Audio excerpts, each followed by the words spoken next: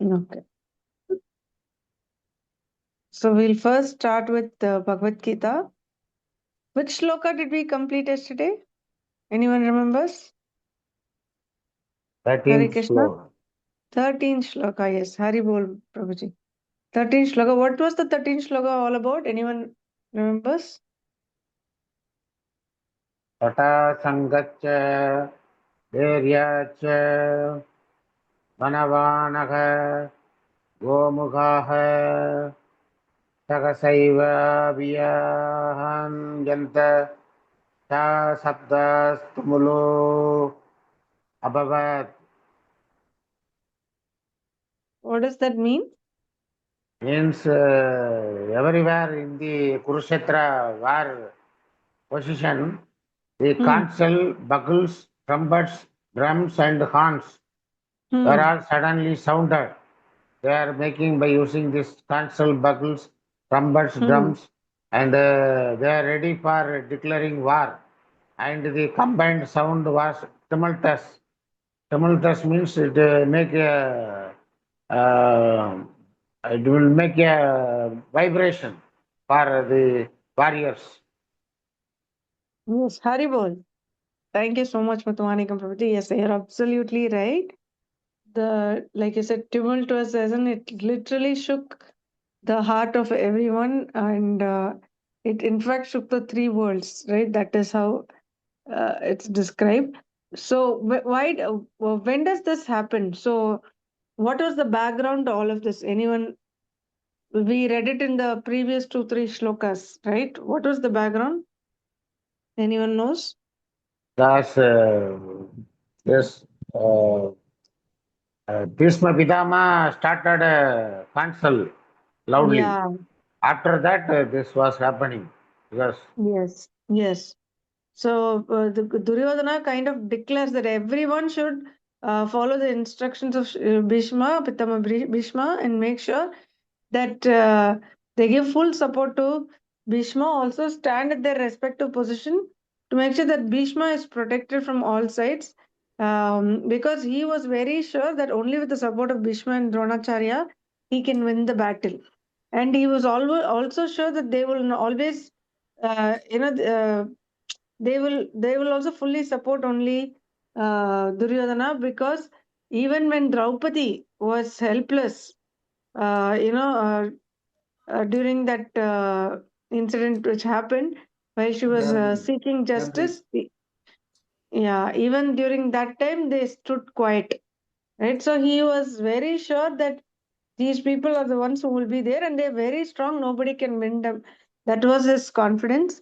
And then Bhishma also, starts blowing the conch shell very loudly, like the roar of a lion, which gave Duryodhana so much joy, followed by which all the other people started blowing their conch shells, drums, everything. And the combined sound was totally tumultuous. Okay, that's where we concluded. So far we've seen what was happening on the side of Kauravas. Right now, from Shloka 14, we are going to see what is happening in the side of Pandavas. Okay, so that is the shift which is going to happen in Shloka 14. So Shloka 14 says, Tata Shveter Yukte Mahati Shyandane Stitau Madhava Pandavas Chaiva Divya Shankau Pradadmatuha. So the translation said by Srila Prabhupada, on the other side, both Lord Krishna and Arjuna, stationed on a great chariot drawn by white horses, sounded their transcendental conch. So the important word here is this transcendental conscience. Okay, so we'll read the purport to understand it. Purport by Srila Prabhupada ki jai. In contrast with the conch shell blown by Bhishma Deva, the conch shells in the hands of Krishna and Arjuna are described as transcendental. The sounding of the transcendental conch shells indicated that there was no hope of victory for the other side, because Krishna was on the side of the Pandavas. Jayastu Panduputranam Esham Pakshe Janardanaha. Victory is always with persons like the sons of Pandu, because Lord Krishna is associated with them. And whenever and wherever the Lord is present, The goddess of fortune is also there, because the goddess of fortune never lives alone without her husband. Therefore, victory and fortune were awaiting Arjuna, as indicated by the transcendental sound produced by the conch of Vishnu or Lord Krishna. Besides that, the chariot on which both the friends were seated had been donated by Agni, the fire god, to Arjuna. And this indicated that this chariot was capable of conquering all sides wherever it was drawn over the three worlds. Right? So, such a beautiful shloka this is. So, please go through this and come tomorrow. And the meaning, see, it is not just Krishna and Arjuna blowing the conch shell, but the meaning is beautifully explained. They're saying it is transcendental conch shell. And why do they say it is transcendental? What does that indicate? And, it's also related to the shloka of Jayastu Panduputranam Yesham Pakshi Janardana. So victory is always with persons like sons of Pandu. Because why? Not because they are great, but because Lord Krishna is associated with them. Right? So wherever Lord is present, victory is assured. That is one lesson. Second, wherever Lord is present, goddess of fortune, Lakshmi is also there with them because she never leaves her husband. So she represents fortune, right? So victory and fortune both are together.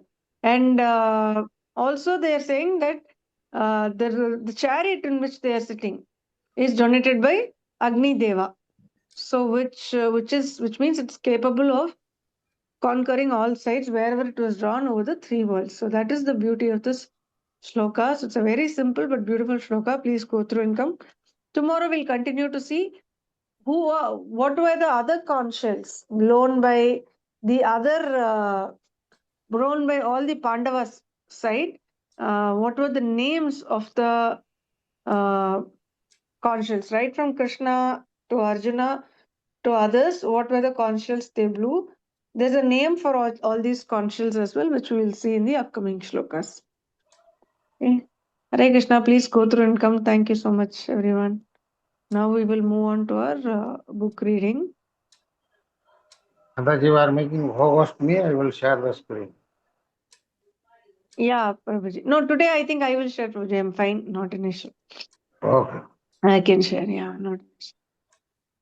Today I'm much better. So yeah, yesterday I was little drowsy with tablets. Today I'm better. Yeah. So we are reading which book now? What's the name of the book? The science of the spiritual realization. Science of, what is the name of Self, the book? science of self-realization. Yes, Self-realization. Haribol. Science of self-realization. It's for us to realize who we are. That is why Srila Prabhupada has given this wonderful book explaining the science behind that. Okay, so we've completed 2 chapters and we are in third chapter now. What is the name of the first chapter? Learning the science of the soul. Yeah, Haribol. And what's the name of the second chapter? Choosing a spiritual master. Choosing the spiritual master. How to choose the right spiritual master, right? That is a very important chapter for everyone to know so that they don't fall into any of those fake concepts. Yeah, and then we started chapter 3 yesterday. What's the name of chapter 3? Looking at the cultural background. Haribol, looking at the cultural background. Yes. So, okay. So, what did we read in chapter 3 so far? Who would like to summarize quickly? As the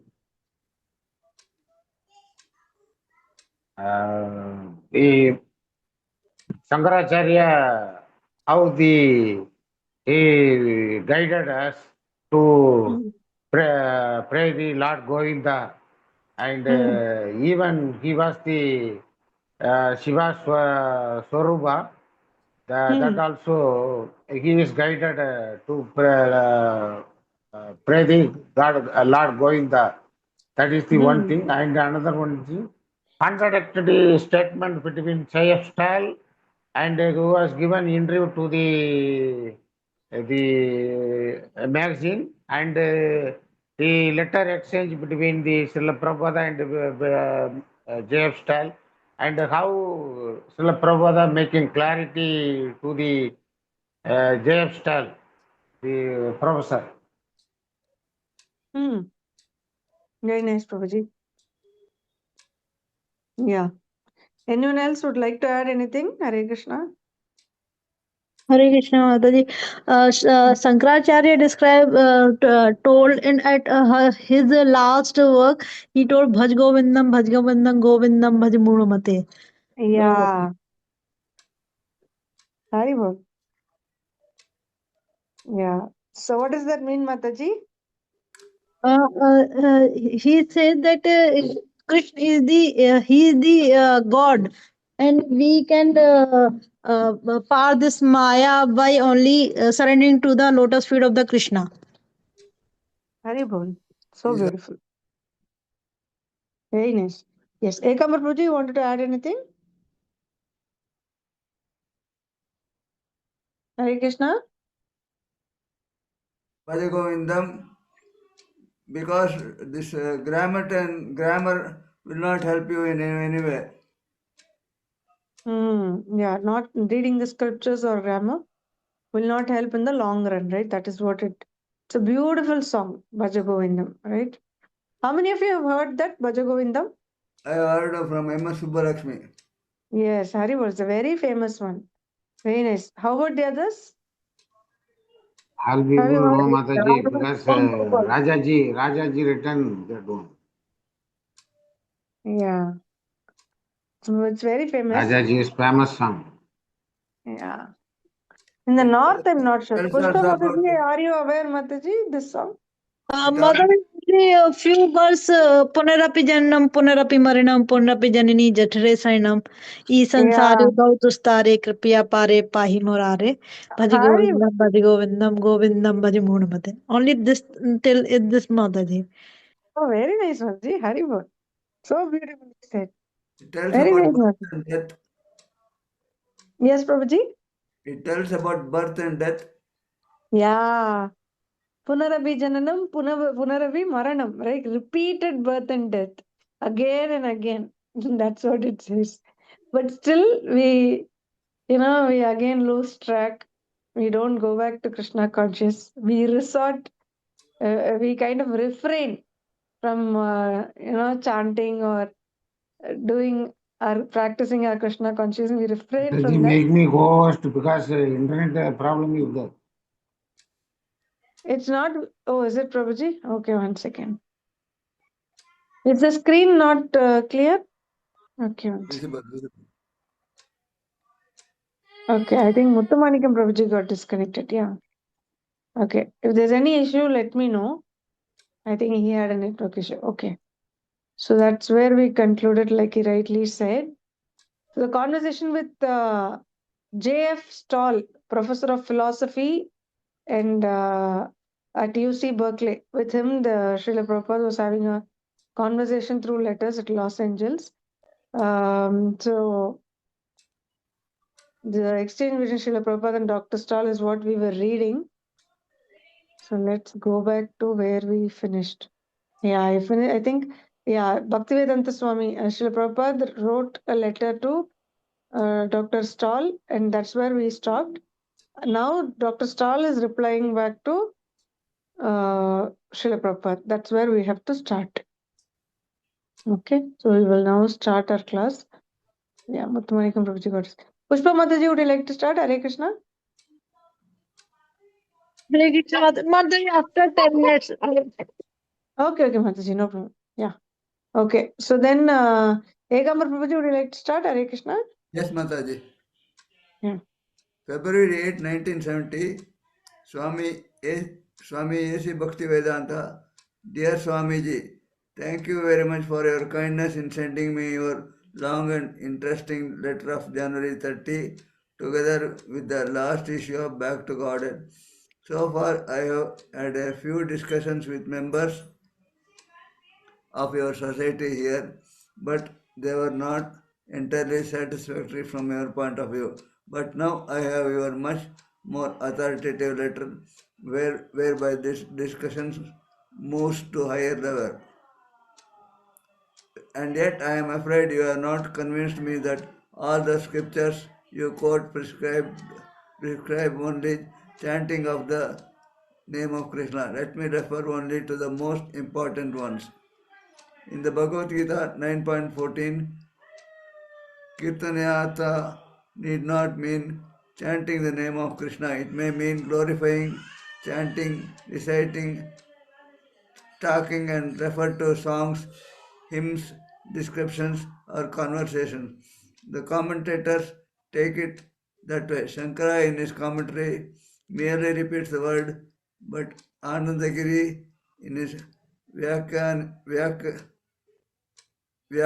classes Kirtanayas, Vedanta Shravanam Pranama Japascha, listening to the Vedanta, and muttering Om, that the Vedic Om is Krishna, is said in the Bhagavad Gita, where Krishna is also identified with many other things, and which is Smriti, but not in the Vedas, which are Shruti. Another commentator, Hanuman, in his Paishaka Bhashya, says that Kirtanayanta merely means Basamanaha, talking about. More important, I think, than the precise meaning of this word is that the entire verse does not require that everyone always engage in Kirtana, but merely states that some great source to do so. This is obvious from the next verse, which states that others engage in nana yajnana yajanamam, worshipping me with the worship of knowledge. The Bhagavad Gita is broad-minded and tolerant of a variety of religious approaches, although it also stresses one aspect of above all others, that is sarva pala tyaga. Shall I continue, Mataji? Yes, Prabhuji, one more paragraph. Finally, in the last sutra of the Vedanta Sutra, Avrata Sabda refers to the scripture or to the revelation of the Vedas, as is clear from the context and from the commentators. Shankara quotes a number of texts ending with iti adi sabdeyaya. According to these sabdas, to support this, that is, to support the statement that according to the scripture there is no written. He also refers to sabda in this sutra by saying mantra Mantrata vadati. mantrartha vadadi, mantras, descriptions, etc. Vachaspati Mishra in the Bhamarti supports this and clarified it further by adding that a contrary view is Shruti Smriti Virodhaha, in conflict with the Smriti and the Smriti. Hare Krishna. Thanking you once again for your kind attention. Yours sincerely, J.F. Stahl. Hare Krishna Babuji. Dhanvat pranams. Thank you so much. Very nice. So now, Ravi Prabhuji, would you like to continue? Hare Krishna. Hello, Krishna. Hare Krishna. February 15, 1970. J.F. Stahl, Professor of Philosophy and of South Asian Languages. My dear Dr. Stahl, I am very glad to receive your letter dated Sunday, February 8, 1970. I am very much pleased also to note the contents. Regarding convincing you that all scriptures prescribe chanting of the name of Krishna, I can simply present the authority of Lord Chaitanya. Lord Chaitanya recommended Kirtaniya Sadahari. Hari Krishna is constantly be praised. Shikshashtaka 3. Similarly, Madhvacharya quotes Vede Ramayane Chaiva Hari Sarvatra Giyate. Hari is sung about everywhere in the Vedas and Ramayana. Similarly, in the Bhagavad Gita 15.15, the Lord says, Vedaisya sarvam ahameva vedya. By all the Vedas, I am to be known. In this way, we find all the scriptures aiming at the Supreme Person. In the Rig Veda 1.22.20, the mantra is Om Tad Vishnu Parama Om Tad Vishnu Parama Padam Sada Pashyanti Suryaha. The demigods are always looking to that supreme abode of Vishnu. The whole Vedic process, therefore, is to understand Lord Vishnu, and any scripture is directly or indirectly chanting the glories of the Supreme Lord Vishnu. Scroll up. Regarding the Bhagavad Gita, verse 9.14, Kirtayantaha certainly means glorifying, chanting, reciting, and talking, as you have said, but glorifying, chanting, or reciting about whom? It is certainly Krishna. The word used in this connection is Mam, me. Therefore, we do not disagree when a person glorifies Krishna, as Sukadeva did in the Srimad Bhagavatam. This is also Kirtana. The highest among all Vedic literatures is the proper place for such glorification of the Supreme Lord Krishna, and this is to be well understood from the verse Nigama kalpataror galitam phalam sukhamukad amrita dravya samyutam पिबत भागवतं रसमालयं मुहुरहो रसिक भुवि भावुकः. O expert and thoughtful men, relish Srimad Bhagavatam, the mature fruit of the desire tree of Vedic literature. It emanated from the lips of Sri Sukadeva Goswami. Therefore, this fruit has become even more tasteful. Although its nectarian juice was already relishable for all, including liberated souls, Srimad Bhagavatam 1.1.3. It is said that Maharaja Parikshit attained salvation simply by hearing, and similarly Sukadeva Goswami attained salvation simply by chanting. In our devotional service, there are 9 different methods for achieving the same goal, love of Godhead, and the first process is hearing. This hearing process is called Shruti. The next process is chanting. The chanting process is Smriti. We accept both Shruti and Smriti simultaneously. We consider Shruti the mother and Smriti the sister, because a child hears from the mother and then again learns from the sister by description. Shruti and Smriti are two parallel lines. Srila Rupa Goswami therefore says, Shruti Smriti Puranadi Pancha Ratra Vina Aikantiki Harer Bhaktir Utpataya Iva Kalpate. Bhakti Rasamrita Sindhu 1.2.101. This is without reference to Shruti, Smriti, Puranas, and Pancharatras. Unadulterated devotional service is never achieved. Therefore, anyone who shows a devotional ecstasy without reference to the Shastras, Vedic scriptures, simply creates disturbances. On the other hand, if we simply stick to the Shruti, then we become Vedavada Rataha, who are not very much appreciated in the Bhagavad Gita. Therefore, Bhagavad Gita, although Smriti, is the essence of all Vedic scriptures. Sarvopanishado Gavaha. It is just like a cow that is delivering the milk, or the essence of all the Vedas and Upanishads, and all the Acharyas, including Shankaracharya, accept the Bhagavad Gita as such. Therefore, you cannot deny the authority of Bhagavad Gita because it is Smriti. That view is Shruti Smriti Virodha, in conflict with the Smriti and the Shruti, as we have correctly said.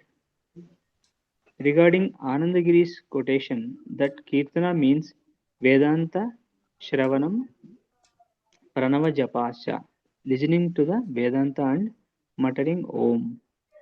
The knower of Vedanta is Krishna, and he is the compiler of Vedanta. He is Vedavid and Vedanta Krit. So, where there is a greater opportunity for Vedanta Shravana, Vedanta Shravana than to hear it from Krishna. Regarding the next verse, in which it is mentioned that Jnana Yagnena Yajato Mam, the object of worship is Krishna, as indicated by Mam, me. The process is described in the Ishopanishad Mantra 11.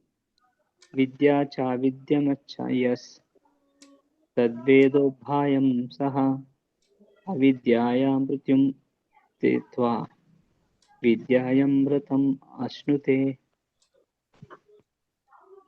Only one who can learn the process of nescience and that of transcendental knowledge side by side can transcend the influence of repeated birth and death and enjoy the full blessings of immortality.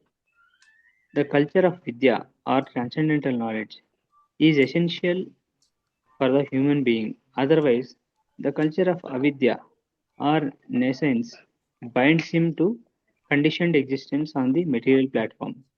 Materialistic existence means the pursuit of pursuit or culture of sense gratification, and this kind of knowledge of sense gratification, avidya, means advancement of repeated birth and death. Those who are absorbed in such knowledge cannot learn any lesson from the laws of nature, and they do the same things over repeatedly.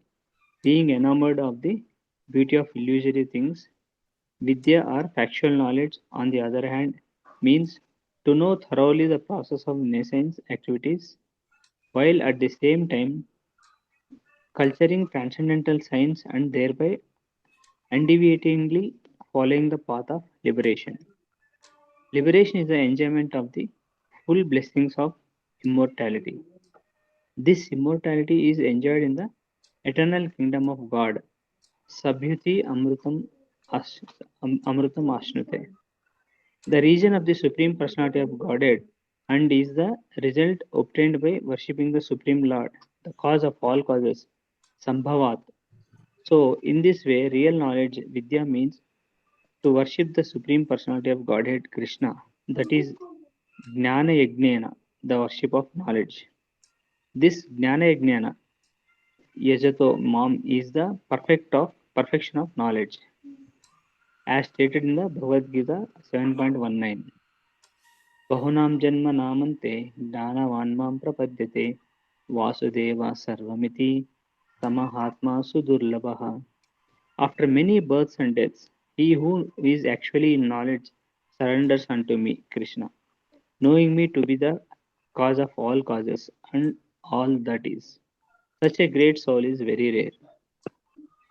If one has not yet come to this conclusion of knowledge and simply indulges in dry speculation without Krishna, then his hard speculative labor is something like beating empty husks of grain. The unhulled rice and the empty husk of rice look very much the same.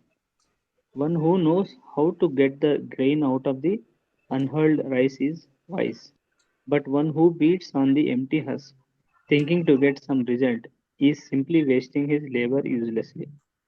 Similarly, if one studies the Vedas without finding the goal of the Vedas, Krishna, he simply wasted his valuable time. So, so to cultivate knowledge for worshipping Krishna culminates after many, many births and deaths when one actually becomes wise. When one becomes wise in this way, he surrenders to Krishna, recognizing him at last to be the cause of all causes and all that is. The sort of great soul is very rare. So, those who have surrendered to Krishna, life and soul are rare. Sudurlabha Mahatmas. They are not ordinary Mahatmas. Hare Krishna, By the grace of Prabhuji. Hare Krishna. Thank you so Hare much, Prabhuji. Done with the names. Hare Krishna. Krishna. Yeah. Muthumanikam Prabhuji, would you like to continue next? Hare Krishna. Hey Krishna Mother. By the grace of Lord Chaitanya, the highest perfectional status of life is being distributed very freely. The effect is also very encouraging.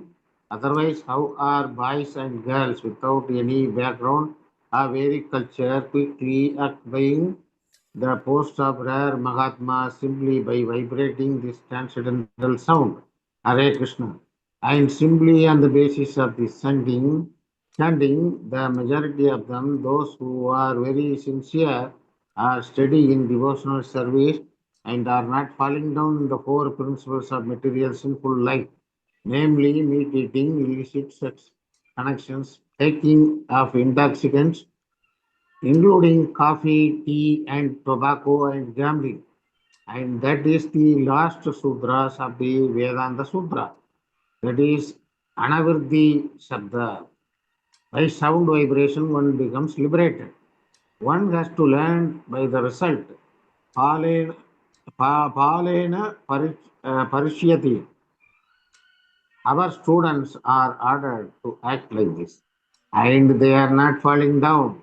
That they are remaining on the platform of pure spiritual life without hangering to culture the above principles of avidya or sense gratification. Is the test of their proper understanding of the Vedas. They do not come back to the material platform because they are relishing the nectarian fruit of love of God.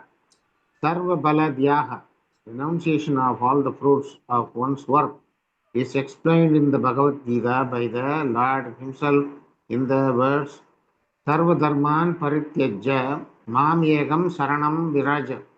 Give up everything and simply surrender unto me, Krishna.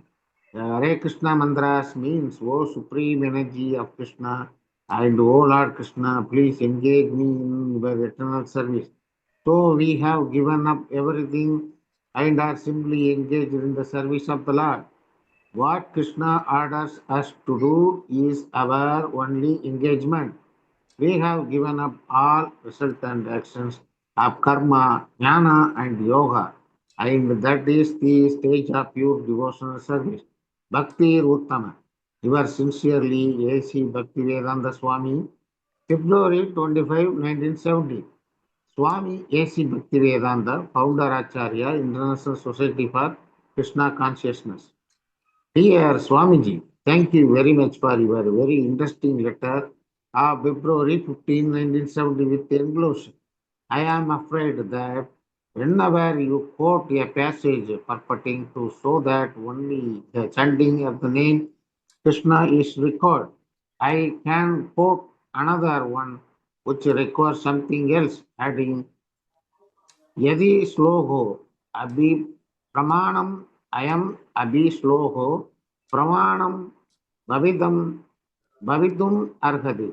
If mere verses of authoritative, the verse also ought to be regarded as authoritative, and there may be no end of this in the foreseeable future, as Patanjali also says, Mohan hi sabdasya प्रयोग विषय for vast is the domain for the use of words. Yours very sincerely, J.F. Star. 3764 Watts Shaker Avenue, Los Angeles, California, 90034, April 24, 1970. Dear Dr. Stahl, I beg to thank you very much for your kind letter dated February 25, 1970. I am sorry that I could not reply to your letter earlier because I was little busy in a matter of purchasing a new church estate at the above address. We have secured a very nice place for a separate temple, lecture room, my quarters, and the devotees' residential quarters, all together in a nice place with all the modern amenities. I beg to request you to visit this place at your convenience, and if you kindly let me know a day before, my students will be very glad to receive you properly. Regarding our correspondence, actually this quotation and counter quotation cannot solve the problem. In a court, both the land lawyers quote from the law books, and that is not the solution to the case. The determination of the case is the judgment of the preceding judge. So, argument cannot bring us to a conclusion. The scriptural quotations are sometimes contradictory, and every philosopher has a different opinion because without putting forward a different thesis, no one can become famous philosopher. It is therefore difficult to arrive at the right conclusion. The conclusion is, as above mentioned, to accept the judgment of authority. We follow the authority of Lord Chaitanya Mahaprabhu, who is not different from Krishna in his version. According to Vedic scriptures, is that in this age, this chanting is the only solution for all problems of life, and that is actually being shown in practical experience. Hare Krishna, Recently, Prabhuji. Dhanvat pranams. Thank you so much. Hare Krishna. Pushpa Mataji, would you like to continue now? Hare Krishna. Krishna Mataji, Dandavat Pranam. Dhanvat pranams. Uh, Mataji, from recently, na? Recently, yes, Mataji, from recently. Recently, there was a big procession of our student in Berkeley on the Advent Day of Lord Chaitanya, and the public has remarked as follows: this crowd of men is like others who assemble to break windows and create havoc. This is also confirmed by the police in the following words: members of the Krishna consciousness movement cooperated fully with the police, and their effort to maintain peaceful order throughout the parade was so successfully that only minimal police involvement was required. Similarly, in Detroit, there was a big peace march, and our men were appreciated as angels in the ground. So this Krishna conscious movement is actually needed at the present moment at the panacea of all kinds of problem in human society. Other quotation will not act very appreciably at this time. In a drugstore, there may be many medicines and all may be genuine, but what is required and that an experienced physician prescribe medicine for a particular patient. We cannot say in this case this is also medicine and that is also medicine. No, the medicine which is effective for a particular person is the medicine for him. Phalela परित्ययते. Yours sincerely, A.C. Bhaktivedanta Swami. Final note by the Srila Prabhupada. In a court of justice, two lawyers put forward their respective relevant argument taken from the authorized law book to decide a point. But it is up to the judge to decide the case in favor of one of the litigant. When the opposing lawyer put forward their argument, both of them are legal and bona fide, but the judgment is given to which argument is applicable to the particular case. Lord Chaitanya gives his judgment on the authority of Shastras that the chanting of the holy name of the Lord is the only means to elevate one of the transcendental platform, and actually we can see it effective. Each and every one of our students who has seriously taken to this process may be examined individually, and any impartial judge will find it easy to see that they have advanced in their transcendental realization further than any philosopher, religious, yogis, karmis, etc. We have to accept everything favorable to the circumstances. A rejection of the other method in a particular circumstance does not mean that the rejected one are not bona fide. But for the time being, taking into consideration the age, time, and object, methods are sometimes rejected even though bona fide. We have to rest everything by its practical result. By such a test in this age, the constant chanting of the Hare Krishna Mahamant undoubtedly proves very effective. A.C. Bhaktivedanta Swami. Thank you, Mataji. Hare Krishna. Very nice. Hare Krishna Okay. Mataji. Hare Krishna. Dhanvat pranams. Padma Mataji, would you like to read next? Hare Krishna.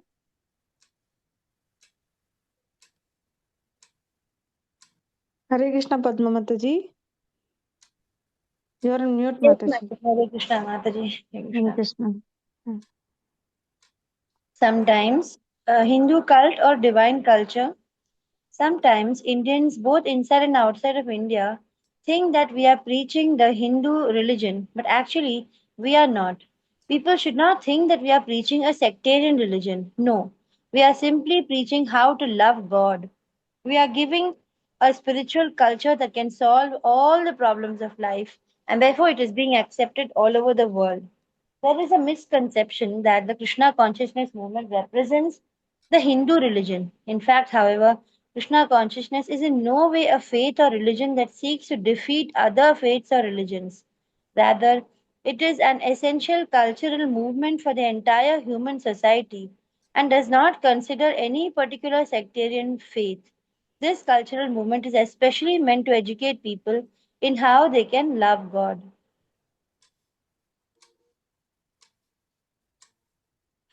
Sometimes Indians, both inside and outside of India, think that we can think that we are preaching the Hindu religion, but actually we are not. One will not find the word Hindu in the Bhagavad Gita. Indeed, there is no such word as Hindu in the entire Vedic literature.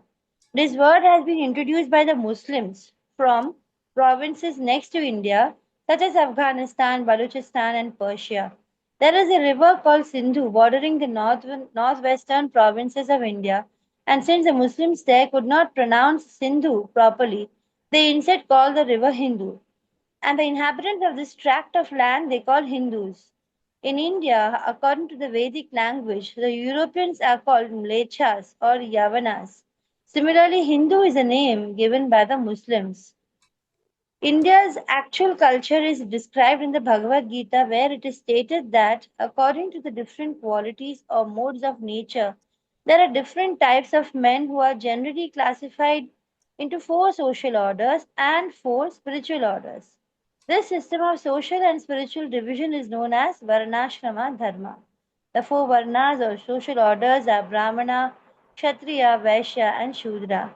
The four ashramas or spiritual orders are Brahmacharya, Grihastha, Vanaprastha, and Sannyasa.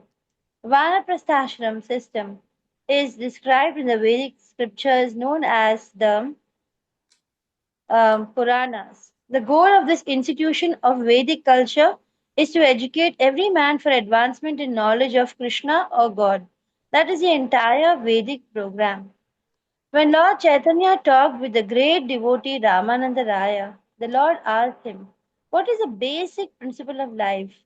Ramananda Raya answered that human civilization begins when Varnashrama Dharma is accepted. Before coming to the standard of Varnashrama Dharma, there is no question of human civilization.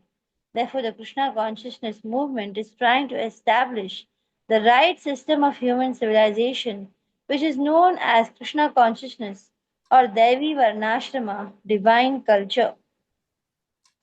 In India, the Varnashrama system has now been taken in a perverted way, and thus a man born in the family of a Brahmana, the highest social order, claims that he should be accepted as a Brahmana. But this claim is not accepted by the Shastra, scripture.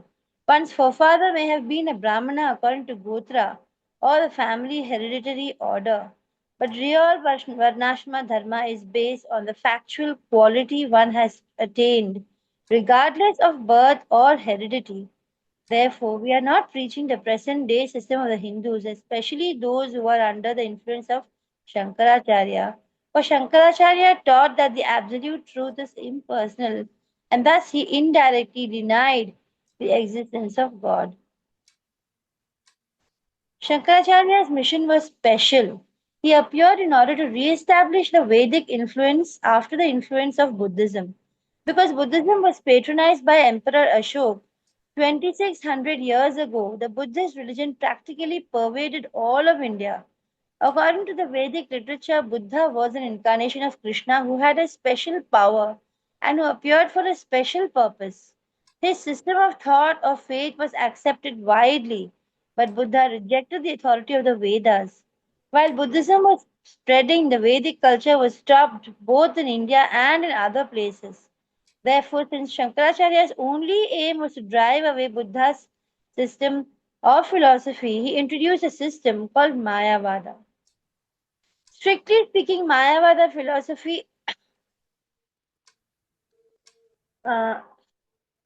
Mayavada philosophy is atheism, for it is a process in which one imagines that there is God. This Mayavada system of philosophy has been existing since time immemorial. The present Indian system of religion or culture is based on the Mayavada philosophy of Shankaracharya, which is a compromise with Buddhist philosophy. According to Mayavada philosophy, there actually is no God. Or if God exists, he is impersonal and all pervading and can therefore be imagined in any form. This conclusion is not in accord with the Vedic literature. That literature names many demigods who are worshipped for different purposes, but in every case, the Supreme Lord, the personality of Godhead Vishnu, is accepted as a supreme controller. This is real Vedic culture.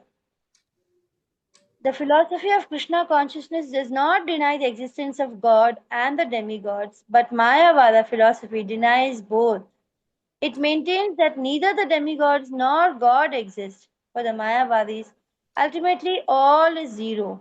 They may say that one may imagine any authority, whether Vishnu, Durga, Lord Shiva, or the sun god, because these are the demigods generally worshipped in society. But the Mayavada philosophy does not, in fact, accept the existence of any of them. The Mayavadis say that because one cannot concentrate one's mind on the impersonal Brahman, one may imagine any of these forms. This is a new system called Panchopasana.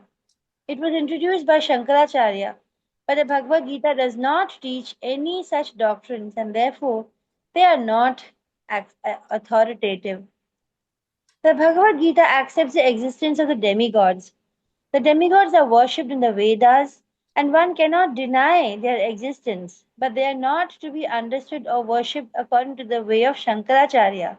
The worship of demigods is rejected in Bhagavad Gita. The Gita 7.20 clearly states, कामस्तैस्तहृतज्ञानः प्रपद्यन्ते न्यदेवताः तं तं नियतमम् आस्थाय प्रकृत्या नियता स्वया. Those whose minds are distorted by material desires surrender unto demigods and follow the particular rules and regulations of worship according to their own natures. Furthermore, in the Bhagavad Gita 2.44, Lord Krishna states, भोगैश्वर्यप्रसक्तानां तावपहृतचेतसां व्यवसायात्मिका बुद्धिः समाधौ न विधीयते. In the minds of those who are too attached to sense enjoyment and material opulence and who are bewildered by such things, the resolute determination for devotional service does not take place. Those who are pursuing the various demigods have been described as Kritagnyana, which means those who have lost their sense. That is also further explained in Bhagavad Gita 7.23. अन्तवत्तु फलं तेषां तद्भवत्यल्पमेधसां देवान् देवयजो यान्ति मद्भक्ता यान्ति मामपि. Men of small intelligence worship the demigods, and their fruits are limited and temporary. Those who worship the demigods go to the planet of the demigods. But my devotees reach my supreme abode. The rewards given by the demigods are temporary, because any material facility must act in connection with the temporary body. Whatever material facilities one gets, whether by modern scientific methods or by deriving benedictions from the demigods, will be finished with the body. But spiritual advancement will never be finished. People should not think that we are preaching a sectarian religion. No. We are simply preaching how to love God. There are many theories about the existence of God.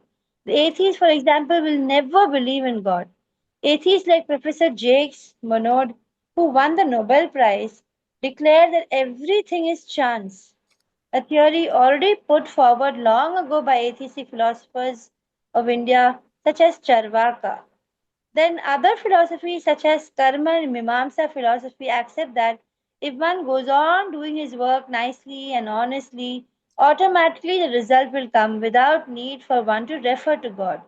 For evidence, the proponents of such theories cite the argument that if one is diseased with an infection and takes medicine to counteract it, the disease will be neutralized. But our argument in this connection is that even if one gives a man the best medicine, he still may die. The results are not always predictable.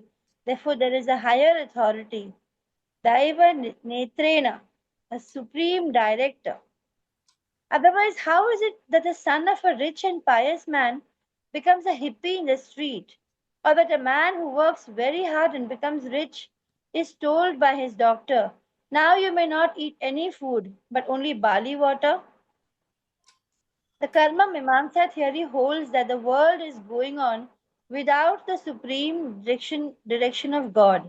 Such philosophies say that everything takes place by lust, kama haitukam. By lust, a man becomes attracted to a woman, and by chance, there is sex, and the woman becomes pregnant. There is actually no plan to make the woman pregnant, but by a natural sequence, when a man and woman unite, the result is produced. The atheistic theory, which is described in the 16th chapter of the Bhagavad Gita as asuric or demoniac, is that actually everything is going on in this way because of chance and resulting from natural attraction. This demoniac theory supports the idea that if one wants to avoid children, he may use a contraceptive method. Actually, however, there is a great plan for everything, the Vedic plan.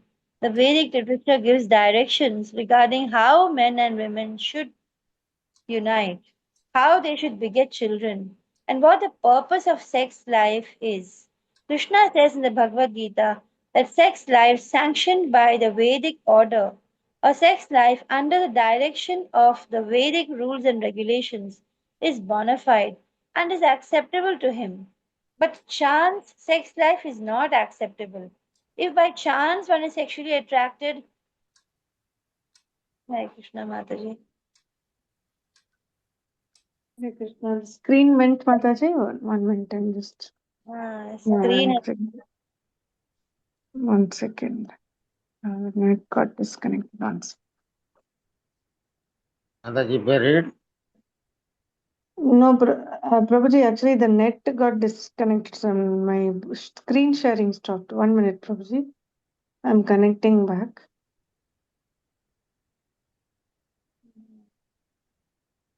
Yeah, now it has come. 1 second.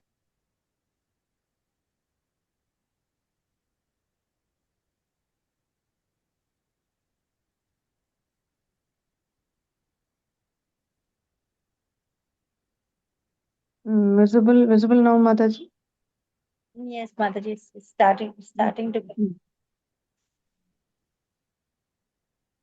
Mm. Krishna says in Yeah. the Bhagavad Gita that life sanctioned by the Vedic order or sex life under the direction of Vedic rules and regulations is bona fide and is acceptable to him. But chance sex life is not acceptable. If by chance one is sexually attracted and there are children, they are called Varna Sankara, unwanted population. That is the way of the lower animals. It is not acceptable for humans. For humans, there is a plan. We cannot accept the theory that there is no plan for human life or that everything is born of chance and material necessity. Shankaracharya's theory that there is no God and that no one can go with his work and imagine God in any form just to keep peace and tranquility in society is also more or less based on this idea of chance and necessity. Our way, however, which is completely different, is based on authority. It is this divine Varnashrama dharma that Krishna recommends, not the caste system as it is understood today. This modern caste system is now condemned in India also, and it should be condemned. For the classification of different types of men according to birth is not the Vedic or divine caste system. There are many classes of men in society. Some men are engineers, some are medical practitioners, some are chemists, tradesmen, businessmen, and so on. These varieties of classes are not to be determined by birth, however, but by quality. No such thing as a caste by birth system is sanctioned by the Vedic literature, nor do we accept it. We have nothing to do with the caste system, which is also at present being rejected by the public in India. Rather, we give everyone the chance to become a Brahmana and thus attain the highest status of life. Because at the present moment, there is a scarcity of Brahmanas or spiritual guides and Kshatriyas, administrative men. And because the entire world is being ruled by Shudras or men of the manual laborer class, there are many discrepancies in society. It is to mitigate all these discrepancies that we have taken to this Krishna consciousness movement. If the Brahmana class is actually re-established, the other orders of social well-being will automatically follow. Just as when the brain is perfectly in order, the other parts of the body, such as the arms, the belly, and the legs, all act very nicely. The ultimate goal of this movement is to educate people in how to love God. Chaitanya Mahaprabhu approves the conclusion that the highest perfection of human life is to learn how to love God. The Krishna consciousness movement has nothing to do with the Hindu religion or any system of religion. No Christian gentleman will be interested in changing his faith from Christian to Hindu. Similarly, no Hindu gentleman of culture will be ready to change to the Christian faith. Such changing is for men who have no particular social status. But everyone will be interested in understanding the philosophy and science of God and taking it seriously.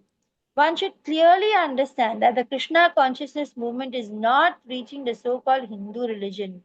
We are giving a spiritual culture that can solve all the problems of life, and therefore it is being accepted all over the world. Thank you so much. Haribol. Hare Haribol Krishna. Mataji. Thank you so much. Hare Krishna. Dandavat pranams. Dandavat pranams, Mataji. Yeah, thank you. So beautiful. So with this, we've completed our chapter 3 today.